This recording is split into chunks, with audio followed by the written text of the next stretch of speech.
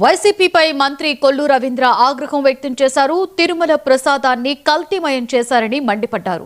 ఈ విషయాన్ని సుప్రీంకోర్టు ఏర్పాటు చేసిన సిట్టు వెల్లడించిందన్న ఆయన తిరుమల లడ్డూలో పామాయిల్తో పాటుగా రసాయనాలు, కొవ్వు పదార్థాలు కలిసినట్లు స్పష్టంగా చెప్పిందని వివరించారు. అయినా వైసీపీ నాయకుల్లో పశ్చాత్తాపం ఏమాత్రం లేదని మండిపడ్డారు.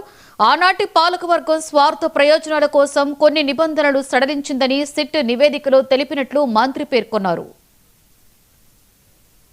ఏర్పాటు చేసినటువంటి స్పెషల్ ఇన్వెస్టిగేషన్ టీం వాళ్ళు ఇచ్చినటువంటి నివేదికలో స్పష్టంగా ఎక్కడెక్కడ తప్పిదాలు జరిగినాయి అనేది క్లియర్గా వాళ్ళు ఇవ్వడం జరిగింది. ఇవాళ ఏదైతే 2019-24 మధ్యలో దగ్గర 60 లక్షల కిలోల నేతిని బోలేబాబా సంస్థ, వైష్ణవి అనే ఈ 2 సంస్థలు వాళ్ళు తెచ్చినటువంటి నేతిలో కల్తీ ఉందని చెప్పి క్లియర్గా స్పష్టంగా తెలియజేయడం జరిగింది.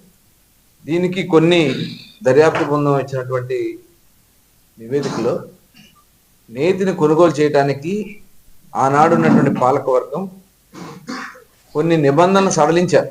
ఆ నిబంధనలు కేవలం స్వార్థ ప్రయోజనాల కోసం మాత్రమే సడలించారనేది వాళ్ళ స్పష్టంగా మనకు అర్థమవుతుంది. ఏదైతే ప్రతి 3 సంవత్సరాల వాళ్ళకి ఎక్స్పీరియన్స్ ఉండాలా, దాన్ని సంవత్సరానికి తగ్గించారు. 4 లక్షల లీటర్ల పాలు వాళ్ళ దగ్గర కొనుగోలు ఉండాలి, దాన్ని పూర్తిగా ఎత్తేసారు.